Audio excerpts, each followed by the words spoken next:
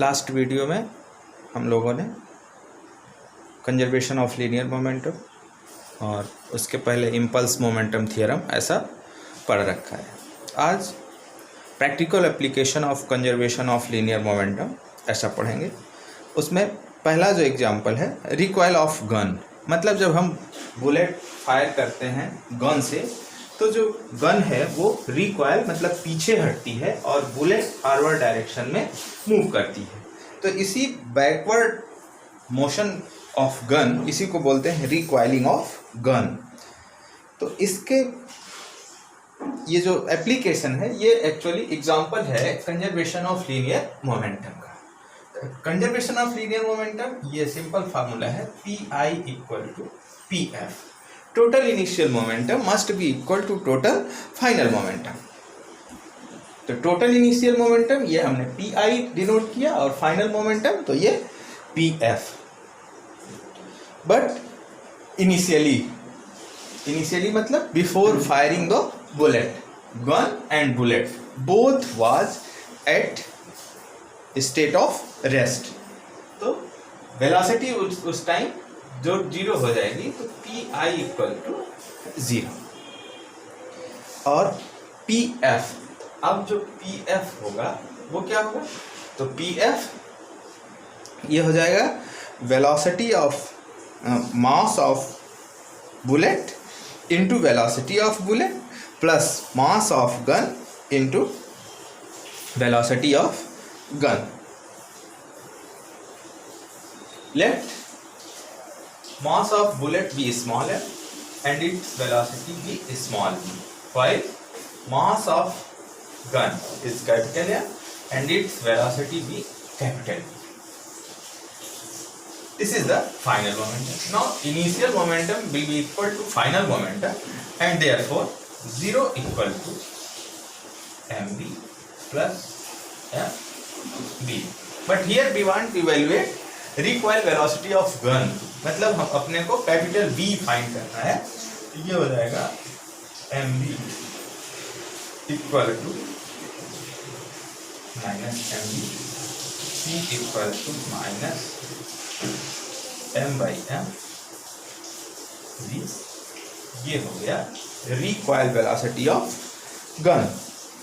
Capital B equal to minus m by m v। Negative side here shows that capital B and small b means velocity of bullet and velocity of gun are opposite to each other, means their directions are opposite. Here mass of gun means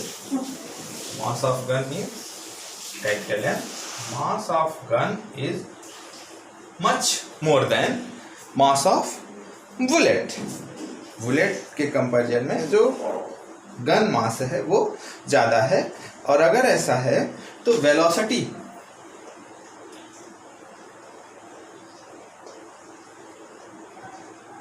it means velocity of gun will be very small in comparison to velocity of bullet. Recoil it means recoil velocity means जिस velocity से gun पीछे हटेगी, recoil velocity of gun is much smaller than the forward velocity of bullet. दूसरा भी example हो सकता है इसका। While firing a bullet the gun should be held tight to the shoulder. जब हम बुलेट फायर करते हैं तो गन को अपने शोल्डर के साथ कस के चिपका कर रखते हैं। ऐसा इसलिए कि जो गन और जो हमारी बॉडी है वो दोनों एक सिस्टम जैसा बिहेव करें। तो एक सिस्टम जैसा बिहेव करेंगे तो mass of gun plus mass of body ये ऐड हो जाएगा, तो जो गन मास है वो इंक्रीज करेगा। गन मास इंक्रीज करेगा तो जो वेलोसिटी है रिकॉइल वेलोसिटी वो कम हो जाएगी। मतलब जो टोटल मास है उसको इंक्रीज करने के लिए हम ऐसा करते हैं और ऐसा इंक्रीज करेंगे तो recoil velocity will be lesser.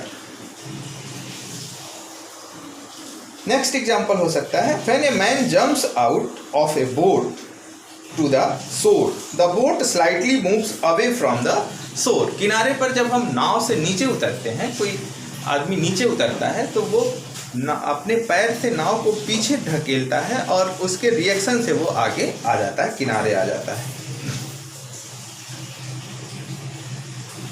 दूसरा एग्जाम्पल है, an astronaut in open space who wants to return to the spaceship throws some object in a direction opposite to the direction of motion of the spaceship. ये astronaut के लिए है, open space में जो अपनी spaceship से उतर गया है और फिर स्पेसशिप में आना चाहता है, तो वो किसी ऑब्जेक्ट को, किसी वस्तु को अपोजिट डायरेक्शन में, वो उस डायरेक्शन में फेंकता है जिधर उसको मूव करना होता है, उसके अपोजिट डायरेक्शन में। अगला एग्जांपल हो सकता है, explosion of bomb. Bomb explode करता है तो इनिशियली जो बम है वो रेस्ट पर होता है, तो इनिशियल मोमेंटम उसका 0 होता है, लेकिन फाइनल मोमेंटम, उसके फ्रेगमेंट्स हैं वो डिफरेंट डायरेक्शन में मूव करते हैं। तो डिफरेंट डायरेक्शन में डिफरेंट वेलोसिटी से वो मूव करते हैं, m1v1 plus m2v2 plus m3v3। और इसको जब हम रिजॉल्व करते हैं तो ऐसा लगता है कि ये जो पॉलीगॉन लॉ ऑफ वेक्टर हम लोगों ने पढ़ रखा था, ये उसी को फॉलो कर रहे हैं। तो पॉलीगॉन लॉ ऑफ वेक्टर को फॉलो करते करते ये कुछ इस तरह से ऐड हो जाते हैं और ये नेट इनका 0 हो जाता है। तो ये अलग अलग डायरेक्शन में एक्सप्लोड तो किए, लेकिन जो नेट इफेक्ट आ रहा है मोमेंटम का वो 0 है। तो इनिशियल भी 0 था और फाइनल भी 0 हो गया। ये कुछ प्रैक्टिकल एग्जांपल्स थे कंजर्वेशन ऑफ लीनियर मोमेंटम के। अगला पोर्शन है equilibrium of concurrent forces. Concurrent forces मतलब होता है कि forces acting at the same point on a body और कॉल्ड कनकरेंट फोर्सेज। किसी बॉडी के एक ही पॉइंट पर जो फोर्स काम करते हैं, नंबर ऑफ फोर्सेज जो काम करते हैं, उनको कनकरेंट फोर्सेज बोलते हैं। और इस कनकरेंट फोर्स का मतलब होता है कि अपने को इक्विलिब्रियम इनका पढ़ना है। इक्विलिब्रियम ऑफ कनकरेंट फोर्सेज मतलब ये जो नंबर ऑफ फोर्सेज किसी एक बॉडी के एक ही पॉइंट पर एक्ट हो रहे हैं, तो वो इक्विलिब्रियम कैसे मेंटेन करते हैं। When A number of forces act on a body at the same point, here O point को है F1, F2, F3, ऐसे ये 3 फोर्सेज यहाँ एक्ट हो रहे हैं इन सोन direction. When a number of forces act on a body at the same point and the net unbalanced force is 0, the body will be continue in its state of rest or of uniform motion along a straight line and is said to be in equilibrium। अगर ऐसा है तो वो equilibrium में होंगे।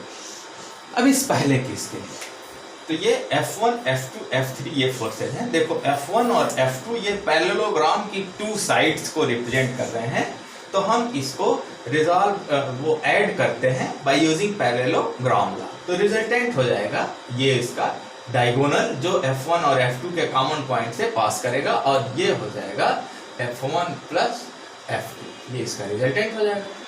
अब ये F1 plus F2 ये वेक्टर टर्म है, तो आपको मालूम होना चाहिए कि F1 और F2 को फाइंड करने के लिए फार्मूला हमें यूज करना पड़ेगा, √F1 square plus F2 square plus 2F1 F2 cos phi. लेकिन यहाँ हम वेक्टर नोटेशन यूज कर रहे हैं, तो ये सिंपली F1 और F2 को ऐड कर लिया, vector F1 plus vector F2, और ये थर्ड है वेक्टर F3।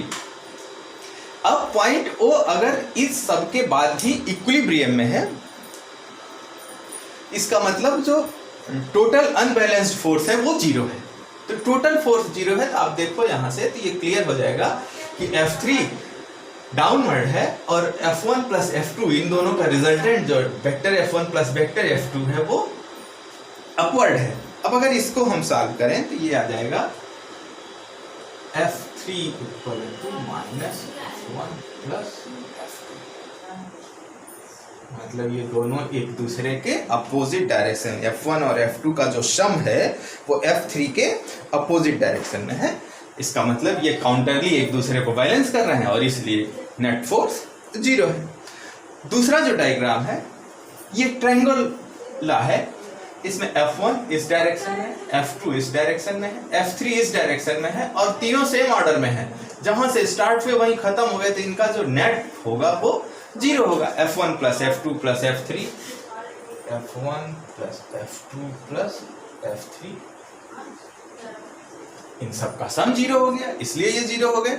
ये दोनों तीसरे के अपोजिट हो गए, इसलिए 0 हो गए। ये दो केसेस हैं इक्विलिब्रियम के, जिनको बोलते हैं इक्विलिब्रियम ऑफ कंकरेंट फोर्सेस। और इन दोनों के डिस्कशन से हम ये कह सकते हैं कि for the equilibrium of a number of forces acting at the same point is that the vector sum of all these forces is equal to 0। इससे और इस दोनों के डिस्कशन से अपन एक स्टेटमेंट पर पहुंचते हैं कि